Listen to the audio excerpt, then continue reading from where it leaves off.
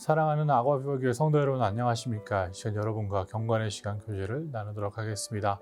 오늘 우리가 나누게 될 하나님의 말씀은 예레미야서 30장 12절에서 24절까지 있는 말씀 내용입니다.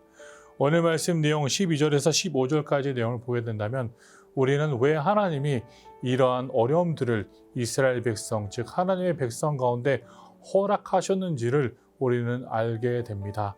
오늘 말씀 15절 마지막 부분은 이렇게 기록하고 있죠.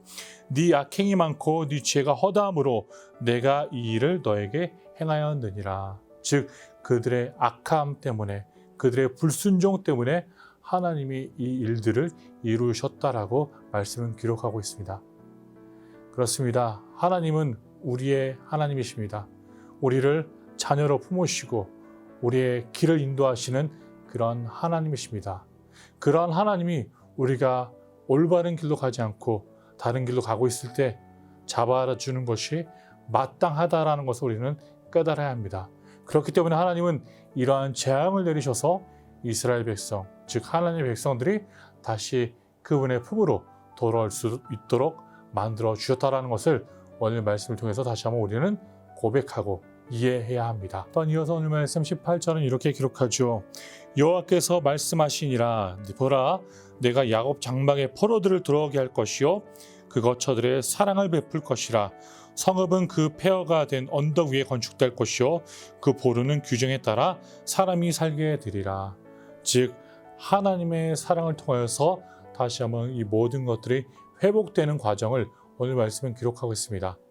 하나님은 훈계하시고 하나님은 책망을 하시기도 하지만 우리 가운데 또한 사랑으로 우리를 품어주시기도 하신다는 것을 우리는 잊지 말아야 합니다.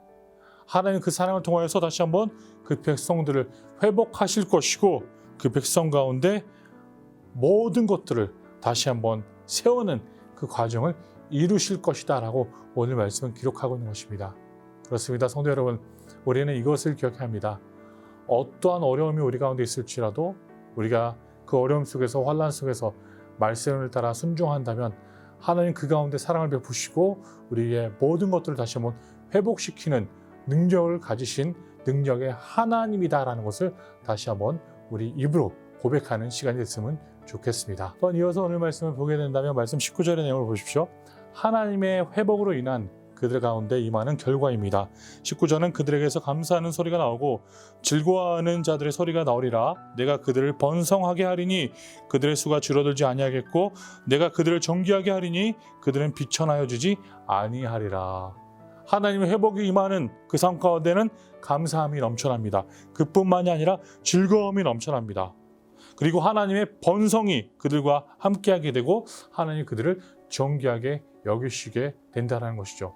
이 모든 것들이 하나님 말씀 앞에 순종하고 하나님 앞에 자녀로서 살아있는 자들 가운데 이루어지는 이런 일이라는 것을 다시 한번 우리는 보아야 합니다. 이어서 말씀 21절의 내용을 보면은 내가 그를 가까이 오게 하리니 그가 내게 가까이 오리라. 참으로 담대한 마음으로 내게 가까이 올 자가 누구냐 여호와의 말씀이니라. 즉 하나님이 그들을 가까이 오게 할 것이다 라고 말씀을 이야기하고 있습니다. 그들이 원해서 할 수 있는 것이 아니라 하나님이 품어주셔야만이 가능하다라는 것을 다시 한번 우리 말씀을 보여주고 있죠. 그러나 하나님이 그렇게 해주실 때 우리는 담대한 마음으로 하나님 앞에 나아갈 수 있음을 다시 한번 고백합니다. 마지막으로 말씀 24절은 이렇게 기록하죠. 여호와의 진노는 그의 마음의 뜻한 바를 행하여 이르기까지는 돌이키지 아니하시나니 너희가 끝날에 그것을 깨달으리라.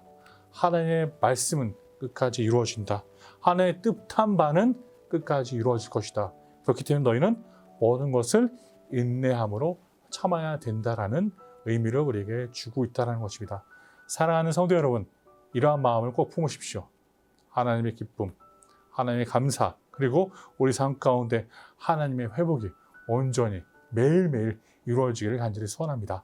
다시 한번 우리 담임 목사님을 위해서 기도를 부탁드립니다. 우리 목사님이 속히 회복하실 수 있도록 우리 온 교회가 함께 중보하며 하나님께 나아가기를 간절히 소원합니다. 오늘 하루도 축복된 하루가 되십시오.